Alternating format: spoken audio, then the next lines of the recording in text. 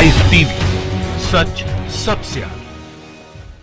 दोस्तों, मैं अब्बास हफीज हूं। बाबा रामदेव की मुसीबतें बहुत ज़्यादा बढ़ गई हैं। बाबा रामदेव ने जिस तरह से लोगों को बेवकूफ़ बनाने की कोशिश की कोरोना की दवाई के नाम पर, अब वो उनकी मुसीबतें बढ़ा रहा है। यहां पर अब कड़ी में कड़ी जुड़ती जा रही है और बाबा रामदेव को जेल भेजने की तैयारी चल रही है। दोस्तों, एक बार तो रामलीला मैदान से बाबा रामदेव पुलिस से बच गए थे, महिलाओं का वस्त्र धारण करके भागने में कामयाब हो गए थे। आप तस्वीर देख सकते हैं। लेकिन इस बार लोगों की जान से खेलने का आरोप है, जान से खिलवाड़ का आरोप है। कोरोना संकट काल में जिस तरह से बाबा रामदेव ने फ्रॉड करने की कोशिश की, इससे उनकी मुसीबतें अब बढ़ गई हैं। दोस्तों, आपको मालूम है, कल बाबा रामदेव और उनकी कंपनी ने कोरोनिल नाम की दवाई लॉन्च करी, जिसमें दावा किया गया कि गारंटीड 7 दिन में ये कोरोना का इलाज कर देगी। जिसको भी कोरोना होगा वो ठीक हो जाएगा। दोस्तों, जैसे ही ये सुना तो कई विभाग हरकत में आ गए। सबसे पहले उत्तराखंड की भाजपा सरकार के अंडर में आने वाला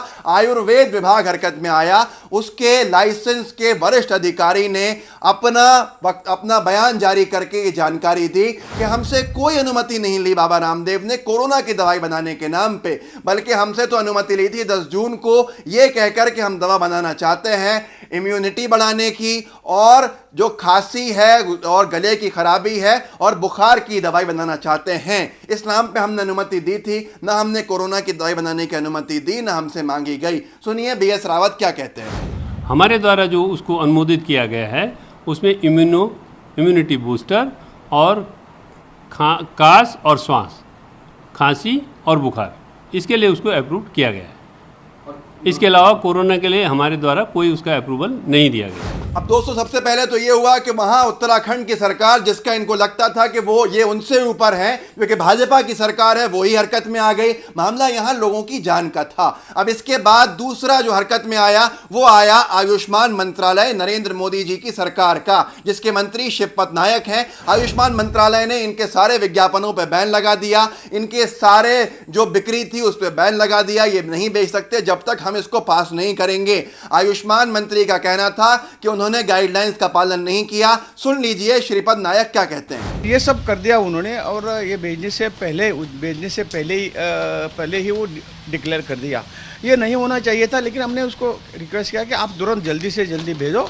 आपकी दवा उसको कुछ ये करने के लिए हम नहीं कहते हैं, लेकिन वो थ्रू प्रॉपर प्रोसीजर से वो जाए। दोस्तों, इसके बाद यहां पर जानकारी आचार्य बालकृष्णन ने दी कि हमने आयुष्मान मंत्रालय को पूरी जानकारी दे दी है, ब्यौरा दे दिया है। दवाई का जो हमारी संवाद की कमी थी वो हमने दूर कर दी है। लोगों को लगा कि अब इनका मामला जो है सही हो गया। इन्होंने जानकारी दी माननीय जो मंत्री थे केंद्र के, उनके विभाग को, आयुष्मान विभाग को, कि हमने इसकी क्लिनिकल ट्रायल जयपुर में की है। जयपुर के एक निजी अस्पताल में की है जिसका नाम निम्स है, और निम्स अस्पताल में हमने इसकी ट्रायल 200 पेशेंट पे करके देखा कि 1 हफ्ते में सब सही हो गए। उसके बाद ही हमने इसको लॉन्च किया है। आयुष्मान विभाग इनसे संतुष्ट होता, खामोश होता उससे पहले ही, क्योंकि जयपुर का नाम आ गया तो राजस्थान सरकार हलचल में आ गई। राजस्थान के स्वास्थ्य मंत्री रघु शर्मा का बयान आ गया। रघु शर्मा, स्वास्थ्य मंत्री राजस्थान, ने साफ कहा कि हमसे कोई अनुमति नहीं ली है ऐसा कोई भी क्लिनिकल ट्रायल करने की राजस्थान प्रदेश में, और यह पूरा फ्रॉड है जिस पर हम कार्रवाई करेंगे। सुनिए रघु शर्मा क्या कहते हैं। ना तो हमारे पास किसी ने आवेदन किया,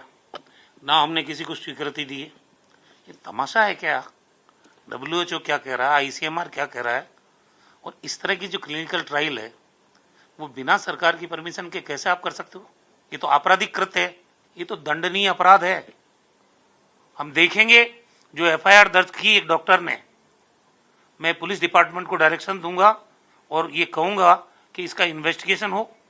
ये किस तरह से इन्होंने किसकी परमिशन से ट्रायल किया है, मजाक बना दिया इन्होंने। कई पेशेंट हमारे यहाँ राजस्थान में 3-3 दिन में पॉजिटिव से नेगेटिव हुए हैं। तो ये जो दावा कर रहे हैं कि 7 दिन में ठीक हो जाएंगे, ये तमाशा है और कुछ नहीं है। दोस्तों, रघु शर्मा को आपने सुना, उन्होंने साफ कर दिया है कि ये सरासर झूठ है, फ्रॉड है और ये लोगों की जान से खिलवाड़ है। जिस अस्पताल की बात बाबा रामदेव के साथ ही कर रहे हैं, जहां क्लिनिकल ट्रायल हुई है, 7 दिन में पेशेंट्स वहां सही हुए हैं, इतना बड़ा झूठ दोस्तों आपने सुना कि कैसा स्वास्थ्य मंत्री ने बताया, बेनकाब किया कि वहां पर तो बिना सिम्टम्स के पेशेंट्स को भेजा जाता है और वहां हर मरीज 2 दिन 3 दिन या हद से हद 7 दिन में सही हो ही जाता है, जहां जिनका इलाज करने की ये बात कर रहे हैं। दोस्तों, कितने बड़े फ्रॉड हैं, लेकिन अनभक्तों के ये भी हीरो हैं। कितने अफसोस की बात है। अब यहां पर आगे रघु शर्मा ने ये पूरा बताया कि इसका तरीका क्या होता है। इसका तरीका होता है, अगर कोई ड्रग ट्रायल करनी है या बनानी है दवाई कोरोना को लेकर या किसी भी बीमारी को लेकर, तो सीधे सीधे इनको IMCR के ICMR के अंदर ICMR में रिसर्च के लिए आवेदन देना पड़ेगा, अनुमति लेनी पड़ेगी, जो काउंसिल है मेडिकल रिसर्च का, और वो जब अनुमति देगा तो आप रिसर्च पे काम शुरू करते हो। ऐसी कोई अनुमति बाबा रामदेव ने नहीं ली थी। उसके बाद अगर दवा पूरी हो जाती है तो किसी स्टेट के किसी अस्पताल में अगर क्लिनिकल ट्रायल या ह्यूमन ट्रायल करनी है तो राज्य की सरकार से अनुमति लेनी होगी। रघु शर्मा ने जानकारी दी कि बाबा रामदेव ने ऐसी कोई अनुमति राजस्थान सरकार से नहीं ली है। अब यहां मुसीबतें बढ़ गईं, लेकिन जयपुर के जिला के स्वास्थ्य अधिकारी के बयान से इनकी जो पूरा मामला था वो एक तरह से खत्म होता हुआ दिखा कि अब तो जेल जाना ही पड़ेगा। जिला स्वास्थ्य अधिकारी ने यह कहा कि मुझसे कोई अनुमति नहीं ली किसी ट्रायल की, ना मेरे संज्ञान में यह पूरा मामला रहा, ना हमारा कोई अधिकारी वहां पर उपस्थित रहा, इसलिए यह वैध है ही नहीं। अब यहां पर सबसे बड़ी परेशानी कि कितना बड़ा झूठ देश के सामने बोला, सिर्फ 500 रुपये की किट बेचने के लिए बाबा रामदेव ने। दोस्तों, याद होगा ये वही बाबा रामदेव हैं जिन्होंने एड्स के इलाज की दवा का भी दावा किया था, तब इनको भारत सरकार ने नोटिस थमा दिया था और इनकी दवाई पर रोक लगाई गई थी। ये वही बाबा रामदेव हैं जो अनभक्तों की हीरो हैं, जबकि ये बाबा रामदेव दावा कर चुके हैं कि पुत्र लाभ की भी दवाई बना चुके हैं ये लोग कि हमसे दवाई ले जाओ पुत्र हो जाएगा। ऐसे ऐसे गैर जिम्मेदाराना काम कमाने के लिए करने वाले, जिनका एनुअल रेवेन्यू 8,600 करोड़ क्रॉस कर जाए और इतना सारा पैसा कमाने के बाद ये लोगों की जान से खिलवाड़ करे, फिर भी अनभक्त इनको हीरो समझे, कितने दुख की बात है। क्यों? बस ये क्योंकि मोदी सरकार की तारीफें करते रहते हैं और मोदी सरकार की कार्यवाही इन पर ज्यादा इसलिए नहीं होती शायद क्योंकि इन्होंने ही दावा किया था कि मोदी सरकार जब आ जाएगी 2014 में तो पेट्रोल डीजल 35 रुपए लीटर के कम में बिकने लगेगा, डॉलर के बराबर रुपया हो जाएगा, और इस तरह के बड़े बड़े दावे रामदेव जी ने किए थे, जिसके बाद वो सरकार भी बन गई। अब इस सरकार को भी कार्यवाही करने से कोई नहीं रोक सकता क्योंकि मामला यहां लोगों के लिए जानलेवा बन गया।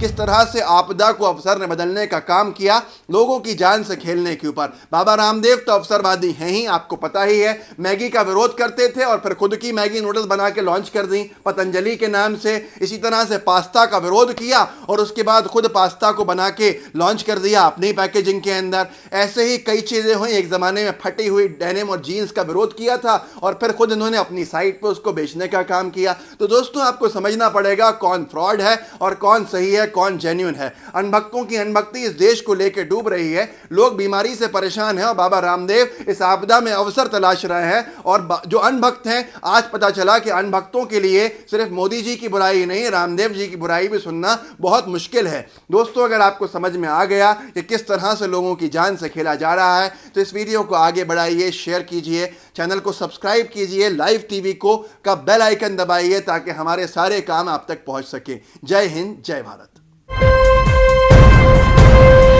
लाइव टीवी, सच सबसे आगे।